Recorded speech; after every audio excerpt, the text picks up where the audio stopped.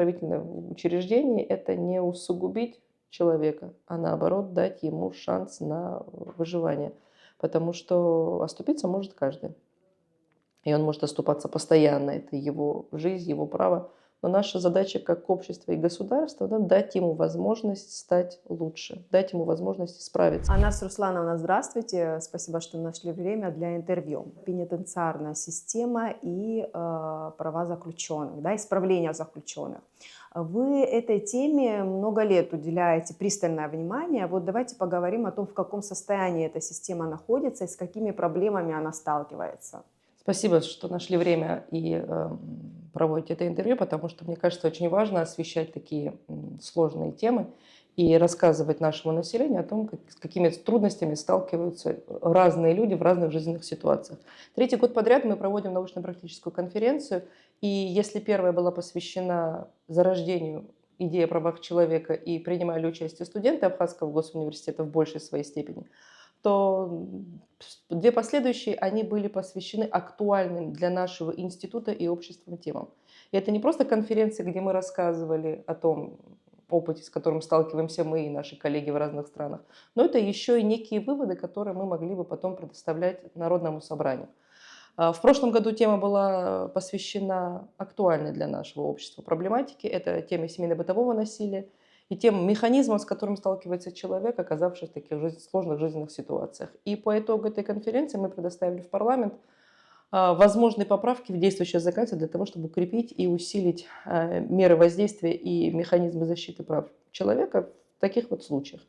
В этом году наша конференция посвящена не менее актуальной теме, это пенитенциарная система, и, как вы верно подметили, долгие годы нашим институтам уделяется внимание и пристальное внимание этой проблематике, и этому есть выводы в виде мониторингов, которые проводятся у нас раз в несколько лет. В прошлом году мы провели широкий мониторинг абсолютно всех мест заключения людей от 3 суток до 30.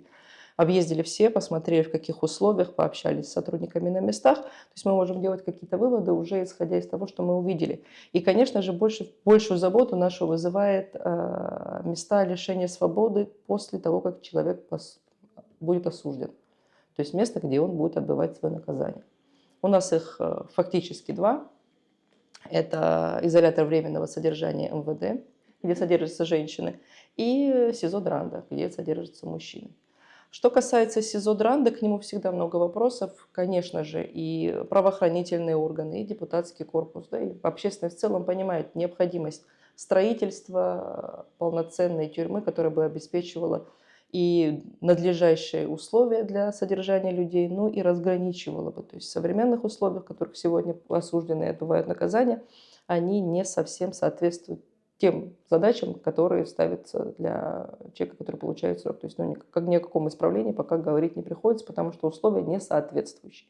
Несоответствующие и санитарно-технические условия, ну и люди, получающие разную степень тяжести срока, они все содержатся вместе. Должны быть границы, потому что, находясь в замкнутом пространстве этой субкультуры, ну, трудно говорить о том, о каком исправлении может идти речь, потому что для преступника, для совершения преступления нет, условно говоря, нет легкой степени или сложной степени, или строгой степени.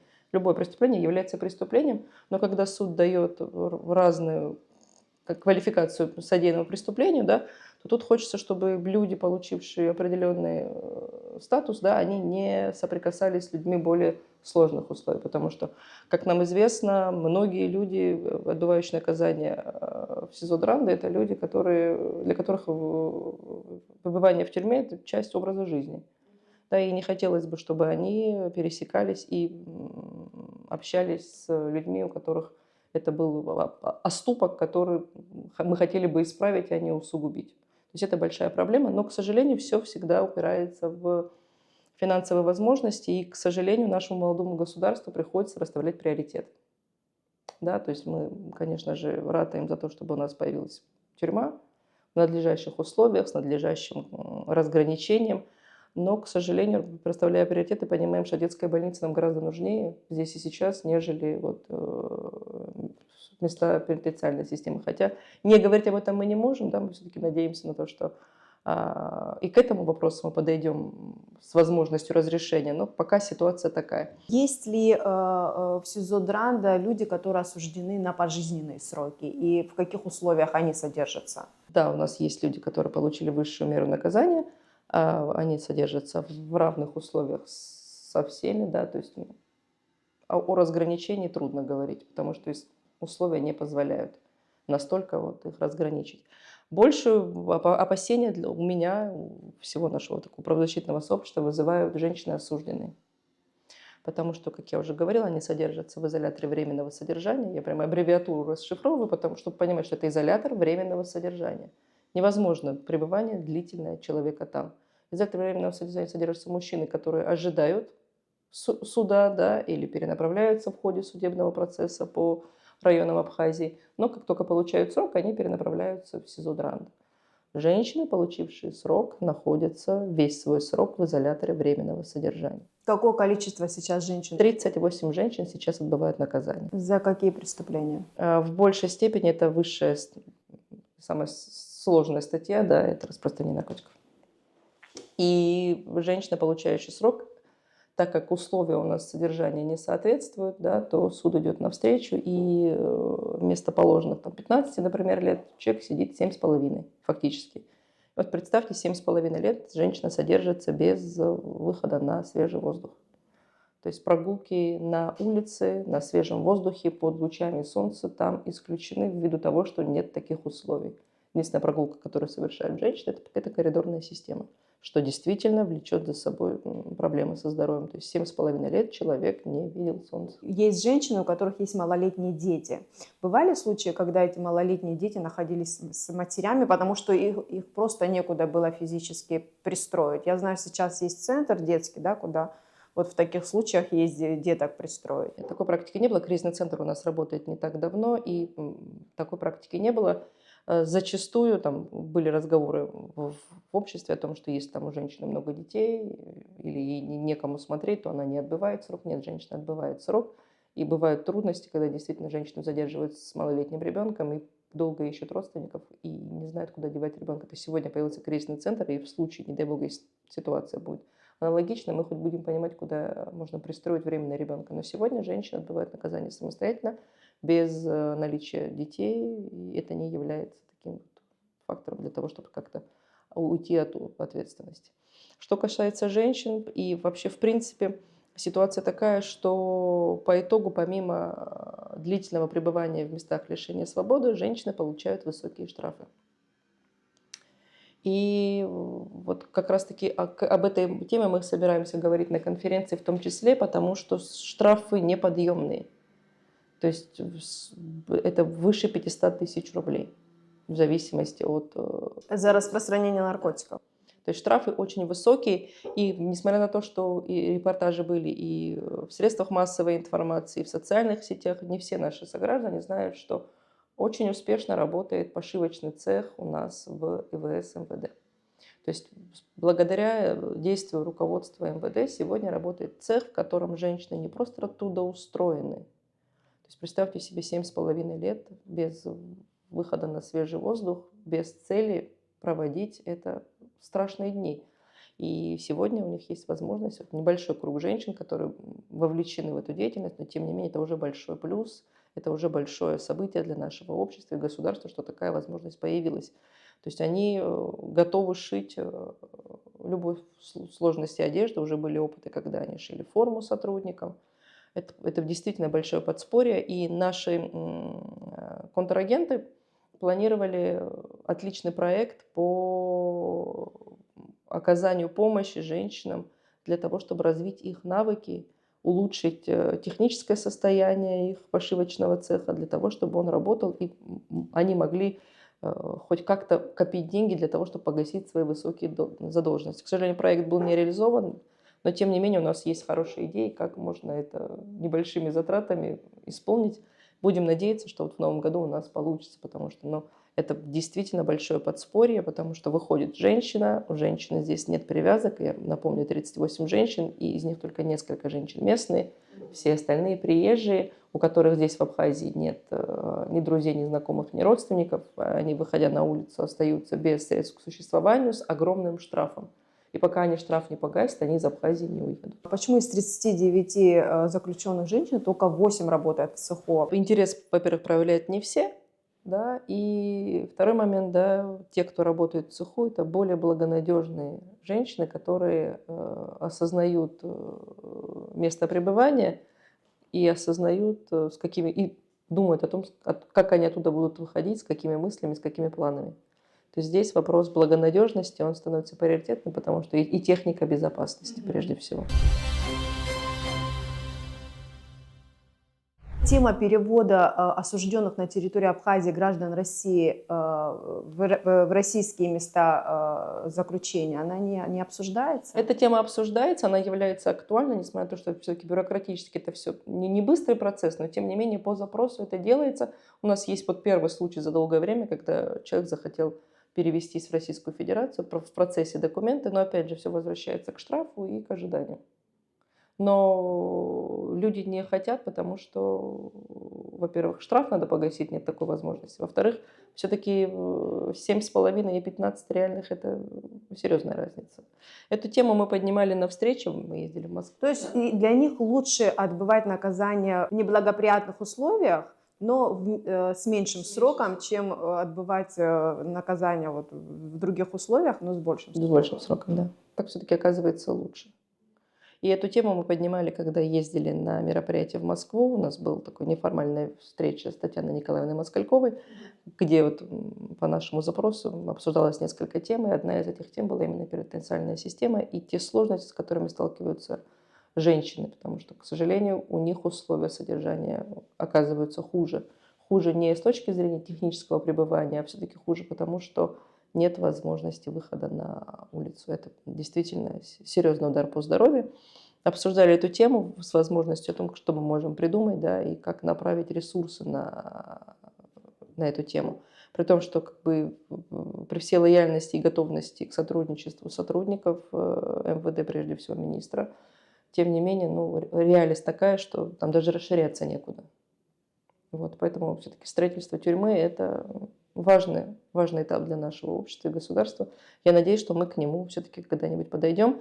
И помимо того, что поработает пошивочный цех, в течение почти 1,5 лет, с сентября прошлого года, 2024 года, благотворительная организация «Панорама» оказывает большое внимание женщинам-заключенным. Ежемесячно по запросу им предоставляется средства личной гигиены и бытовой химии.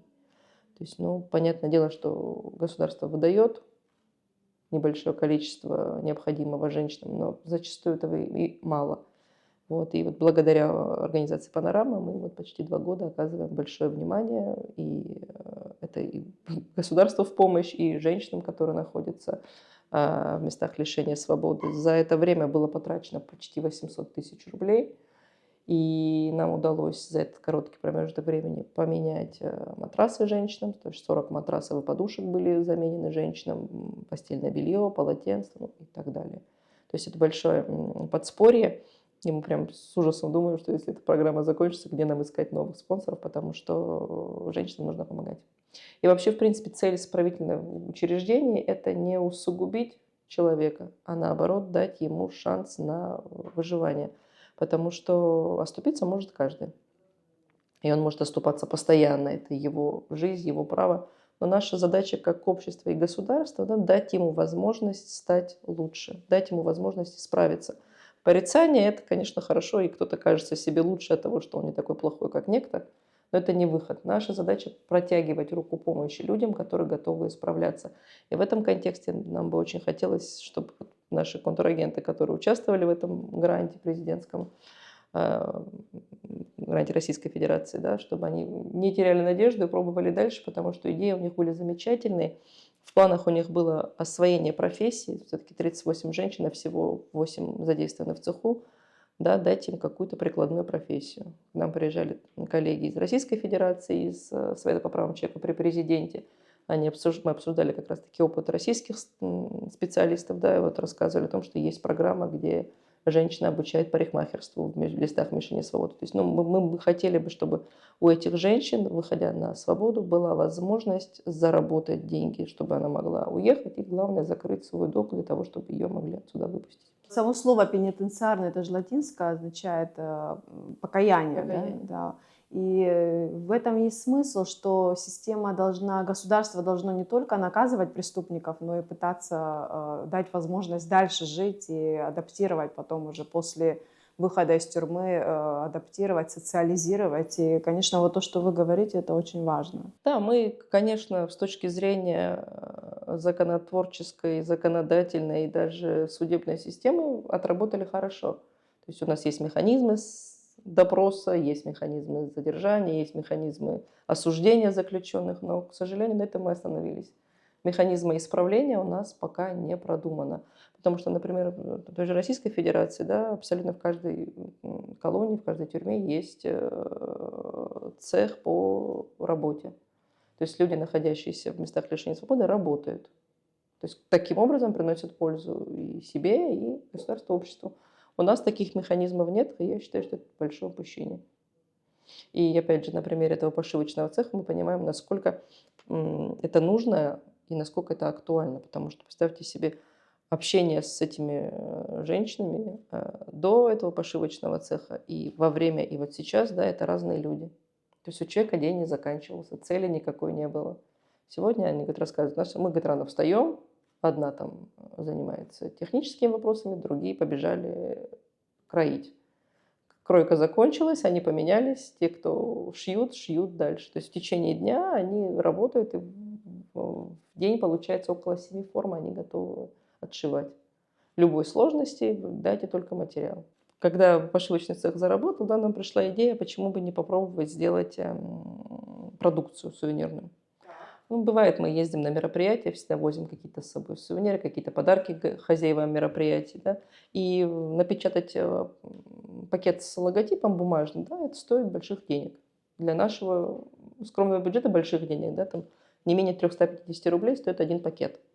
Один ты не купишь, потому что должна быть какая-то партия. Как только партия уходит в нули, да, соответственно, и удорожание идет большое, мы не можем себе этого позволить. Мы подумали, почему нам не попробовать пошить шоперы. Это отличная замена бумажному пакету, она более долговечная. Вот, мы отнесли ткань в пошивочный цех, девочки нам пошили. Мы покажем, как они нам пошили шоперы. Когда мы обратились в типографию местную, потому что про шоперы подумали сразу, а вот в интернете куча предложений, пользуйтесь на здоровье, и ценник абсолютно приятный. Там до 300 рублей обходится шопер с логотипом. Здесь, когда мы обратились, там сказали 800 рублей. 800 рублей – это дорого.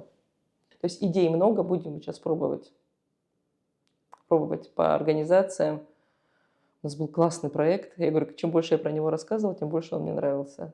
По оснащению вот этого вот самого цеха мы планировали купить им этот 3D-принтер для печати на текстиль, чтобы они сами могли это делать. Там, хотели, чтобы они свечи делали сувенирные, то есть, ну, нашли людей, которые готовы их обучать. Там, эта женщина говорит, мы пришлем специалистов, научим их стричь. То есть, ну, был отличный проект, к сожалению, выиграли детские площадки в сельской местности, но не этот проект, будем надеяться, что получится, но вот проект был очень крутой, и он бы очень помог женщинам. В Дранской тюрьме организовать производственные цеха нет никакой возможности или там что-то есть для мужчин? Там нет никаких условий. В принципе, технически это Но было бы если возможно. мы сумели организовать в СИЗО, в МВД, почему бы не организовать такие производственные цеха на территории тюрьмы? Сложно. Все упирается в сложности и в человеческий фактор, и в ресурсы. Еще одна такая тема, которая в обществе периодически всплывает, обсуждается. Известны ли вам факты жестокого обращения с заключенными, факты пыток? Что вы можете по этому поводу сказать?